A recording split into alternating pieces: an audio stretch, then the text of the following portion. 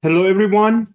In today's lecture, I'm going to talk about the control systems in an AV for autonomous transportation. So far, we talked about the signal and systems. We had a lecture about the sensor technologies and talked about different sensors, like main sensors that they are installed on um, an AV. And then in the previous lecture, we talked about the sensor fusion, which is important for perception system. Now here, those sensor fusion information comes to the control system and the system will react to that information. Okay. So now the learning objectives goes to, in this lecture, we're going to talk about some fundamental control system control concepts and now, the rule of control system in autonomous vehicles and key vehicle states, the effect of road geometry and civil engineering in vehicle control performance, and how the control integrates with perception and planning in an architecture that we call it see, think, and act.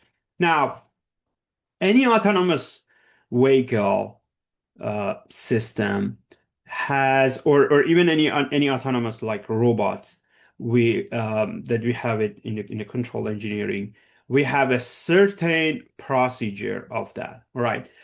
So first of all, when we talk about the autonomous vehicle, this means that we have a vehicle that it works in an environment and it reacts to that environment changes and everything in a real time. It senses the environment and makes a decision of that, right? So this is what we have a real world environment that the vehicle has interaction with that, all right? Then the vehicle has some perception system which comes through the sensing, like the sensor of the information, the sensor information from the vehicle tells some information about the environment, and that comes to the perception. And that will create some environmental model, which is some local map about the localization, map building to show that where the object or that vehicle is located. And then there are some past planning, which is happening, like what the goal is, where the object is going to move and to go, and eventually the information, this kind of the interaction of between perception and the commands or the objective goes to the control system and goes to the past execution, some commands that goes to the vehicle, and it will act like the vehicle will move, will stop, and that effect will be uh, given to the environment. Like whenever the vehicle moves, that change will be seen in the environment. So this approach, it is called see, think, and act. Like the vehicle through the sensor, it sees the environment, it thinks about like the perception, what is going around the vehicle, what's happening, and then based on that, it will act. So this is what we have a concept of see, think, and act architecture for any kind of the autonomous, autonomous system. It can be autonomous vehicle, it can be an autonomous robot, or anything. Now, this is an example of the Waymo that you can see that here in the left bottom part of the slide. This is where the see part happens. Like the vehicle sees the environment, right? And in the top image, this is what the thinking happens. It measures some information, it actually finds out what's going on, and what is the best route or anything. And in the lower right, the acting is happening, all right? So the car will move based on the thinking. So we have see, think, and act, okay? Now, the hierarchy of decision-making process in an autonomous vehicle includes different steps. So first of all, a destination, like there's a road planning. A destination passed to a road planner that generates a route through the road network data, right? Um, like finding the best route from which is going this is going to be objective from the initial point or current point to current location to the objective location.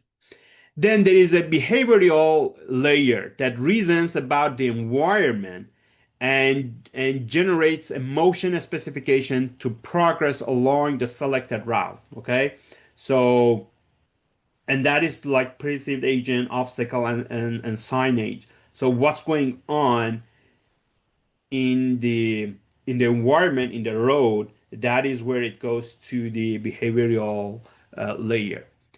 Then, based on that behavioral layer, the output of that goes to the motion planner that solve for a it actually goes to some estimated position and collision free space, and then it solves the problem for a feasible motion that will accomplish like certain objective, like for example uh, getting out from the parking or like passing a certain car, and eventually and the feedback loop is where that it will adjust um, the variable in a way that the vehicle will go and stay in the certain path. Okay, and that goes through the that information will go through the steering, throttle, and brake commands to the car. So this is a hierarchy of the decision-making process in an AV. Now, what is a control system? So when we talk about the control system, first we need to know what is a control system. And in order to know a control system, we need to know what is a system. So we define a system as an organized collection of parts that they're highly integrated to accomplish an overall goal. And each system has some inputs which go through certain processes to produce some output. So we went through this concepts of system in the signal and system lecture, but I just talk about it here again because it's related to control. And and then there is every system has some overall goal. Like for example, in AV, there is a initial position, like you're at the university, and there is a goal that you want to go like to shopping or want to go home or any other location. So that is the overall goal of the system, right? Now, what is the control technology? Is the control technology is the manipulation of input in a way that we reach to some desired output or we achieve the goal. Like, for example, you are going to drive the car, so then you press the gas pedal and brake in a way that after a certain time to the the desired location. Okay. Now, a control system is a combination of that control technology and the system that it manages and regulates the behavior of a system to achieve some desired outcome. All right, this is what we have as a control system. Now, in every control system, the main definition that we have is a feedback control system. So and it's a system that continuously compares the system output with some desired reference and adjusts its operation to reduce the difference or to reduce the error. So why do we call it feedback? If you take a look at this graph, this is a block diagram of a feedback system, is that you can see that the output of the system feeds back to the input, all right, through some transducer. And transducer is is the part in the system that converts the physical output of the target system, which we have over here, into some measurable signal that can be used for comparison between the reference input. Okay. So, and this is what we have. We feed the information from output back to the input, and then we find the difference between the reference input and the measured output. Then it will generate some control input.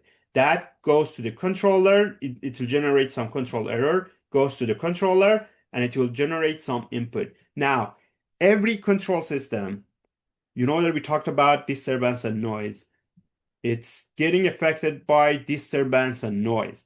Now, the main goal of designing a controller is to make sure that the system will have a safe and reliable performance even under disturbance and noises. Okay?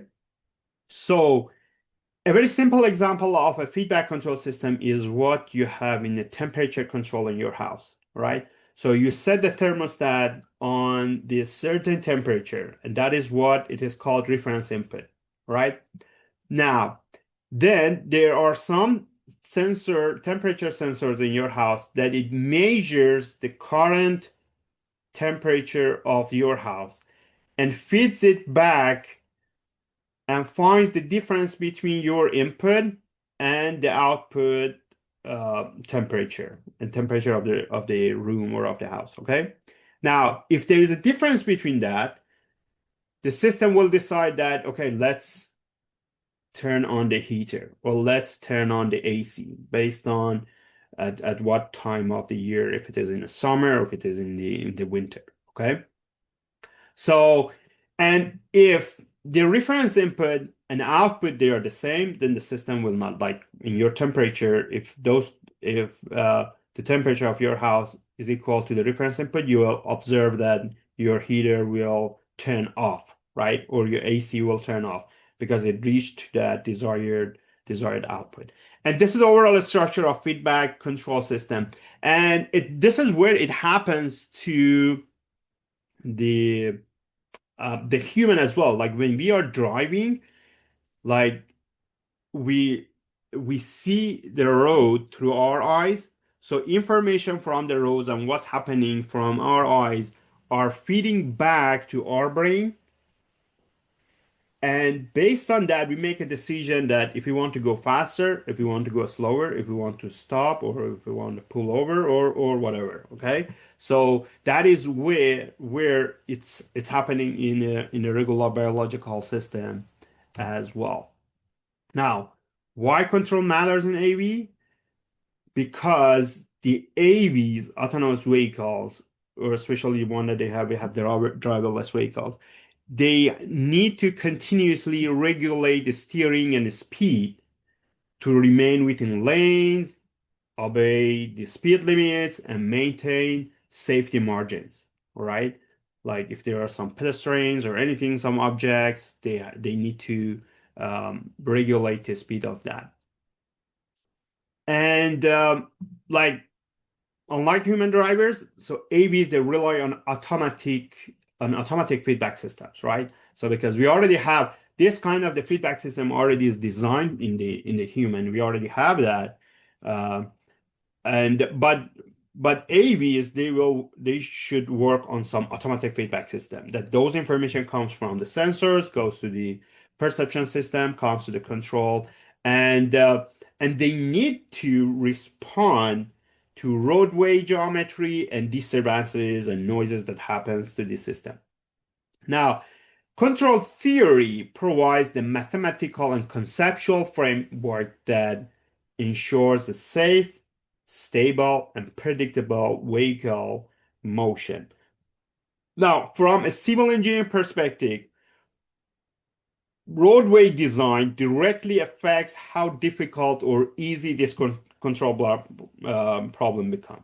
Like, like sharp curves, poor side distances, and inadequate um, super elevation increase.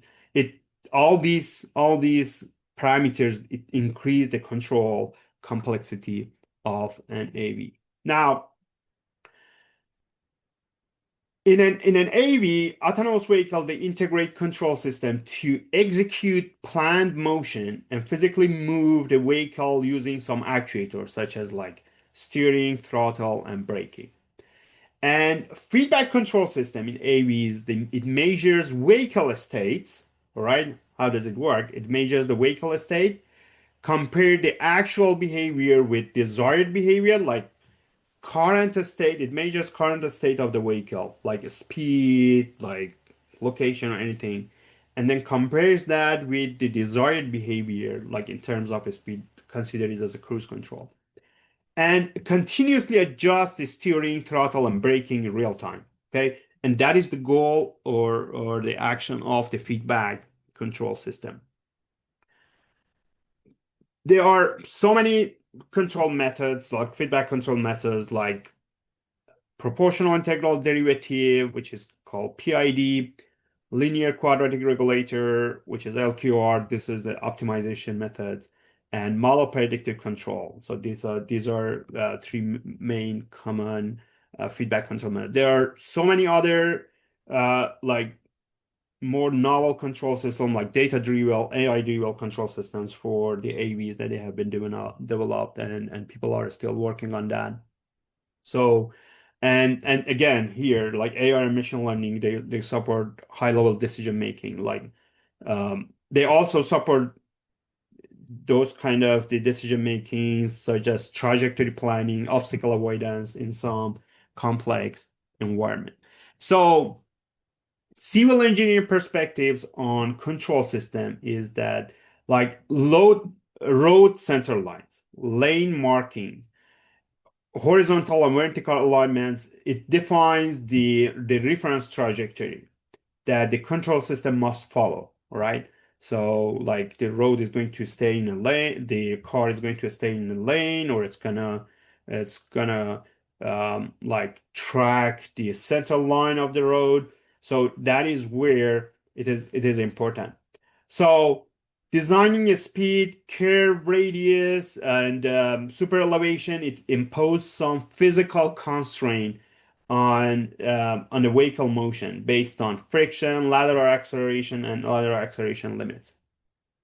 So, and control system, they translate road geometry into some vehicle actions, all right? So whatever the road geometry is, the control system will detect that through the perception system, and then convert that into some vehicle action.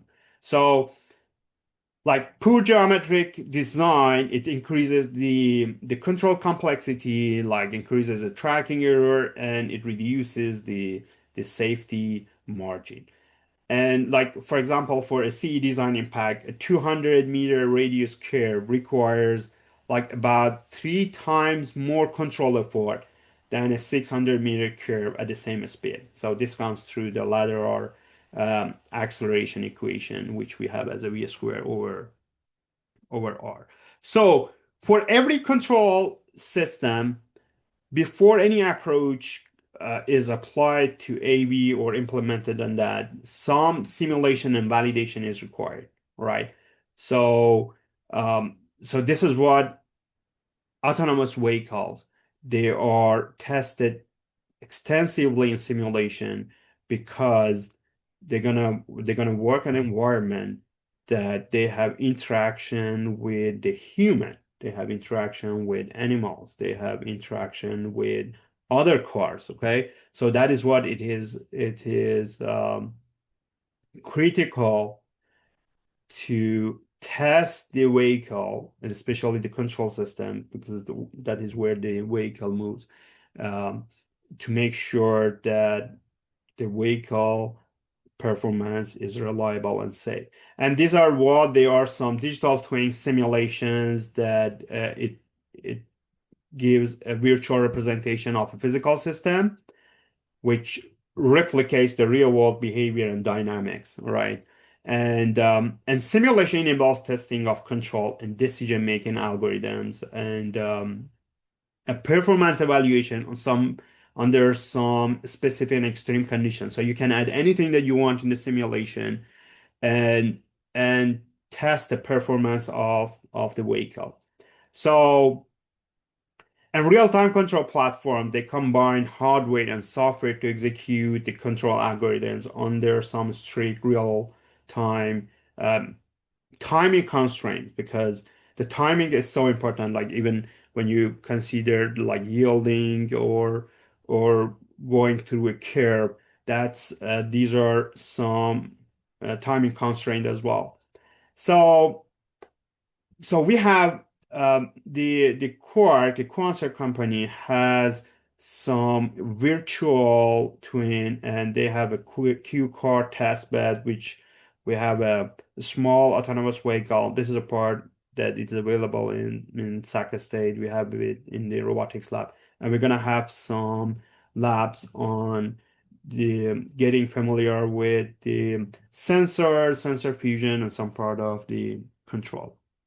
Now, when we have AV, any kind of the electric vehicle for automatic control system, we need to have some mathematical actually model of the system. This is what the vehicle is modeled as a dynamic system. So, and AV is modeled as a moving physical system that governed by Newton's law of motion and tire road interaction. So state variable commonly include, so the variables that we have for the system include the position of the vehicle, heading angle, longitudinal velocity, and lateral velocity, and yaw rate. And control input to the system include the steering angle and longitudinal acceleration, which is called A, and we have delta for that.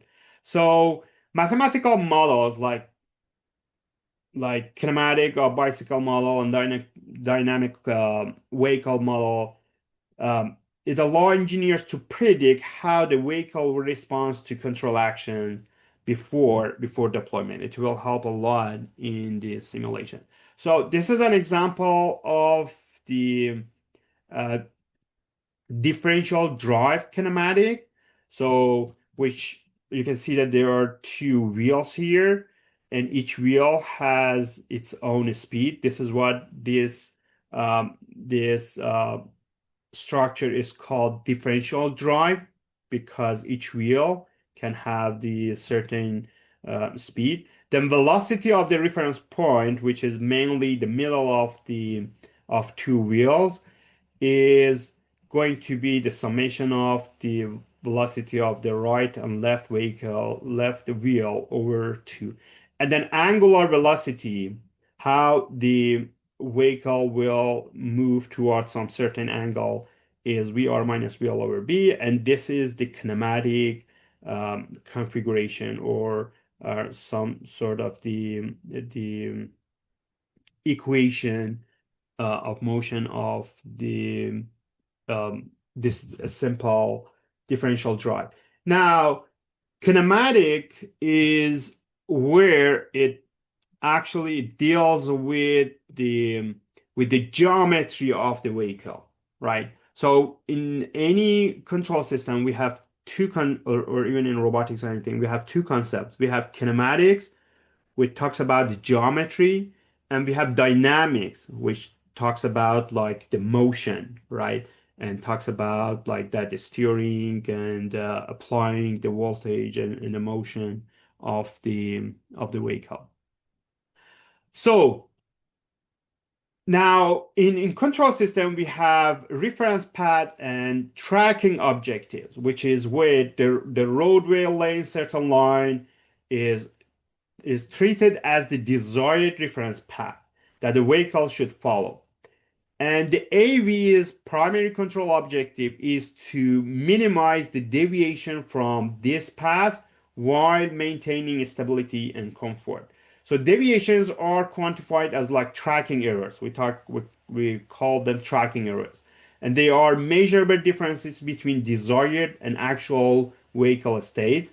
So, and then we have continuously feedback correction of these errors to ensure the lane keeping and path following. So that is what you saw that in the feedback configuration, that information comes back the as an actual vehicle state, and we have some desired or reference state, and that error goes to the controller, and it will make a decision about that. And path planning, path representation after stored as some sequence of waypoints. So like waypoints, we say that like point one, point two, this is what we call it as a reference point, or some parametric curves. So in a vehicle control, we have some key errors, and those errors are what we have as a lateral error is perpendicular. So you can see it over here is perpendicular distance between vehicle center of gravity and lane center line. And we have heading error, right?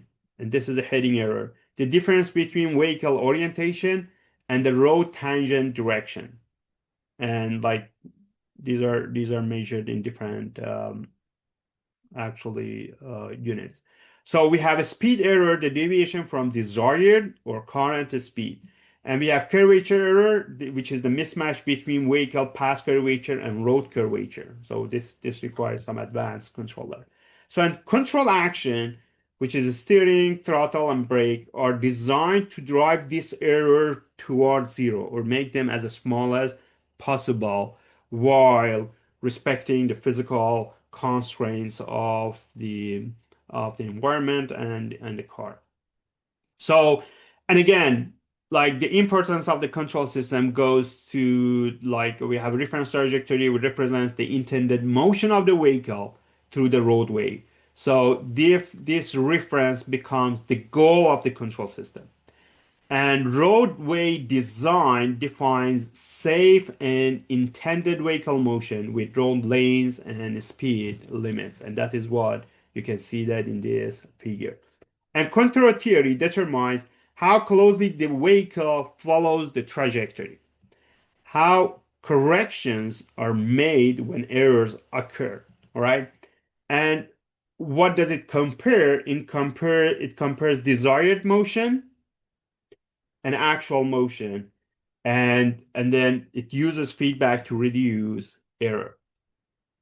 And again, there are some concepts that roadway safety um, is relies mainly on the control system because like the speed, the control of the speed, throttle, and steering and brake. So that is where it is. It comes from the control system, and it is critical. So roadway safety depends on vehicle staying within lanes and following traffic laws like safe speed, proper following distances, road geometry, defining like expected movement and curvature and grade. So these road features directly like the quality of those road features, those directly influence the steering effort, speed limits, and vehicle stability, which is so important. And here you can see that in this figure, if like in the road, there are some objects in the road, how the car should detect different kind of the lanes and borders and stay in the lane. And everything is happening in real time, and everything is going to happen in a certain speed. Like it can be high speed or it can be low speed. Now, I'm gonna talk about like those uh, two main control approaches that we have, like PID and we have the MPC, like some general control approaches.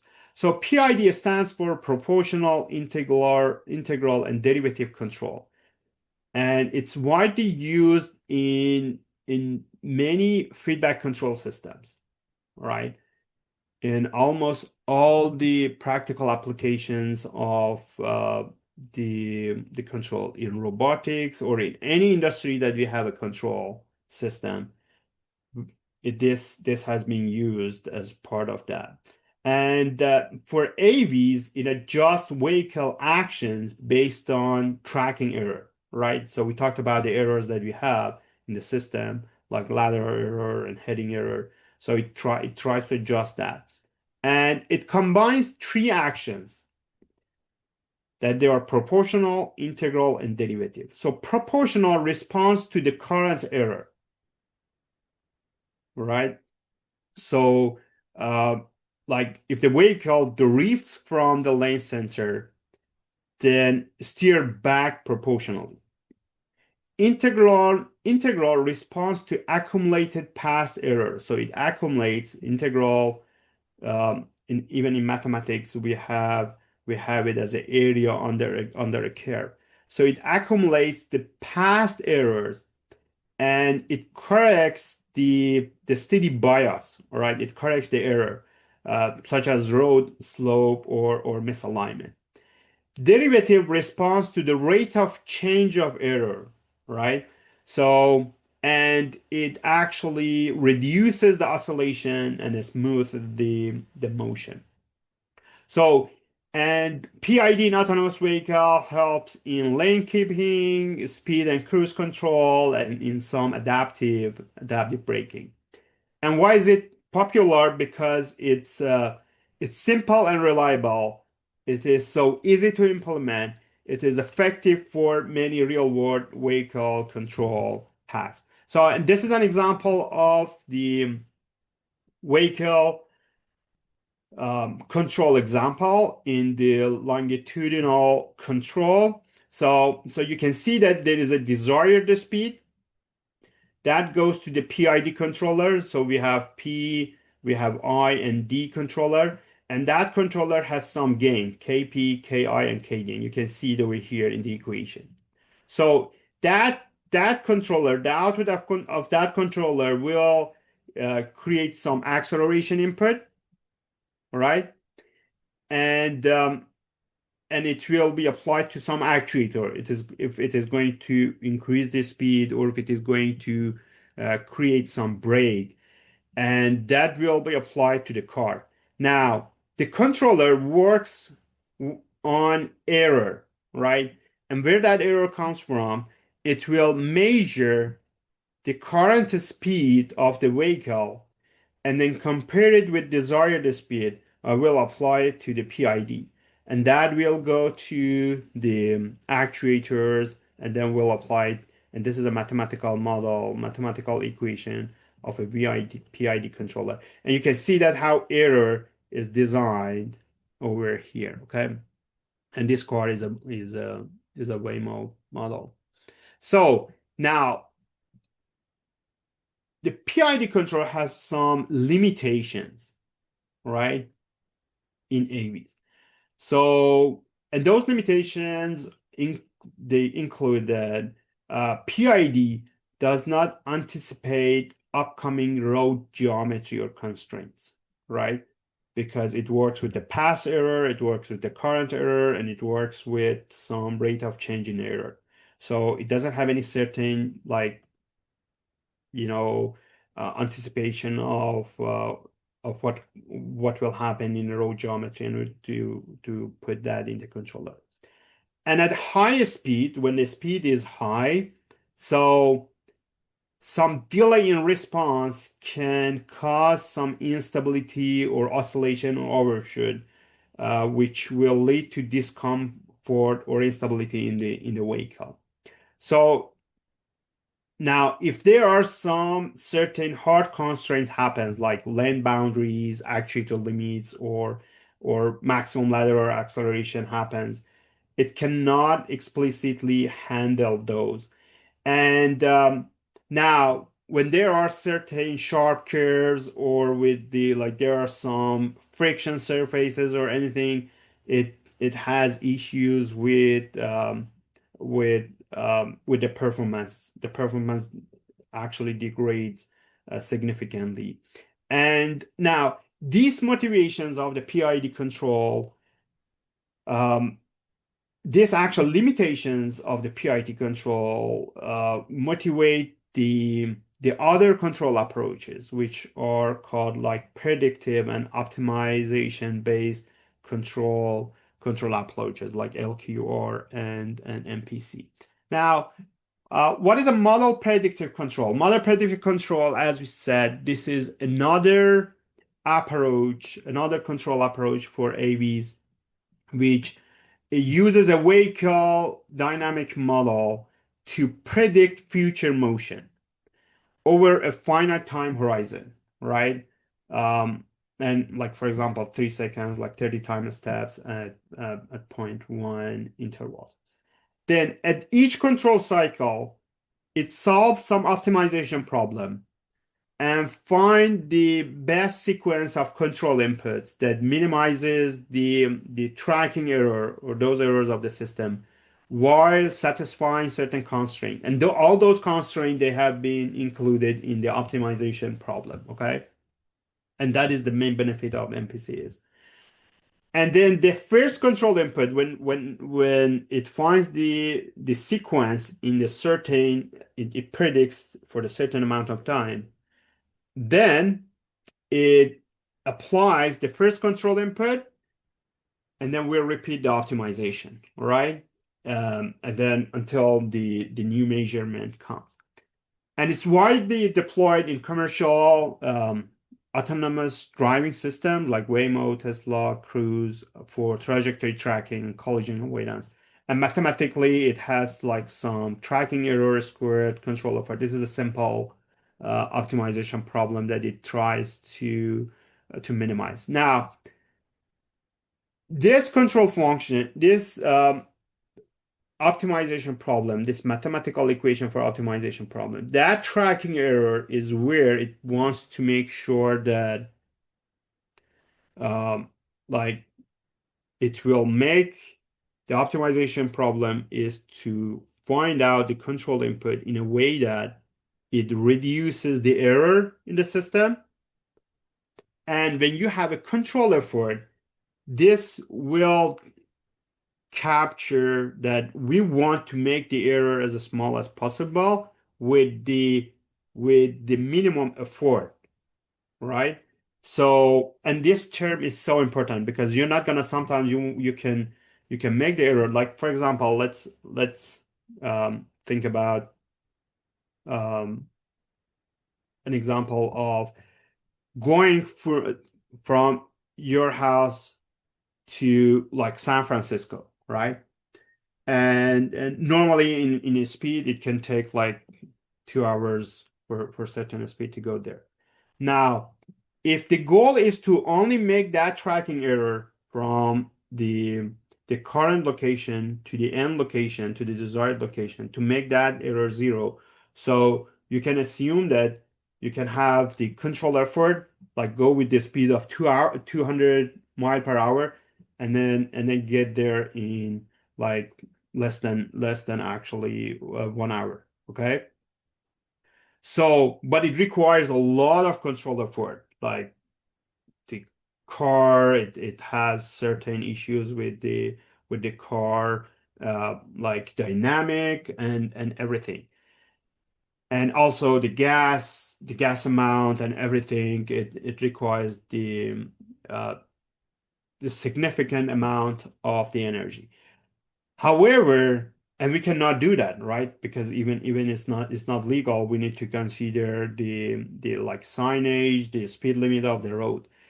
And that is what we always incorporate the control effort as well. So we want to make sure that while the tracking error becomes small, then the goal is to get to that point, to small tracking error, in a very small control with a very small control effort, right? Which reduces the cost, right? And control effort is actually the energy that will be spent on the system.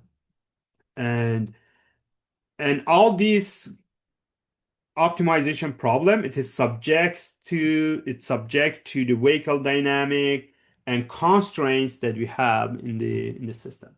Now, The MPC importance in AVs, it actually handles a constraint. It can directly decode lane boundaries, steering limits, and acceleration limits.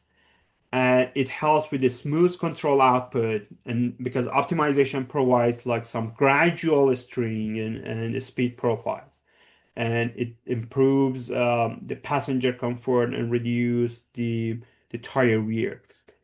And it has a multi-objective optimization that will simultaneously balance safety, efficiency, and comfort, right? And there are theoretical guarantees, like under certain conditions, MPC provides like provable stability and recursive feasibility. But the challenge that MPC has in the computational challenge, because it needs to solve an optimization problem in real time. Okay. So, and and again, that optimization problem requires like certain computational resources and like hardware to do it. Now, this is an example of like some extended model predictive based control scheme of the model predictive control. There's a reference generator. You can see that vehicle input state like vehicle, road slope, vehicle motions. It comes to a plat model, linearization, dynamic deviation, actuating, and that goes to the MPC controller, right? So an MPC controller will work on the prediction model, feature tracking output, multiple constraint. This is an extended MPC-based controller scheme, which is proposed in reference 5. And uh, and then eventually it actually uses even the feedback control. And this is where the calculation of the optimization problem comes over here. And it actually predicts the input in a certain period of time, and it just applies um, the first control to the vehicle, and the vehicle will move to that, like some vehicle specification, operating condition, path following, and condition monitoring. And this is where the input will apply to the system.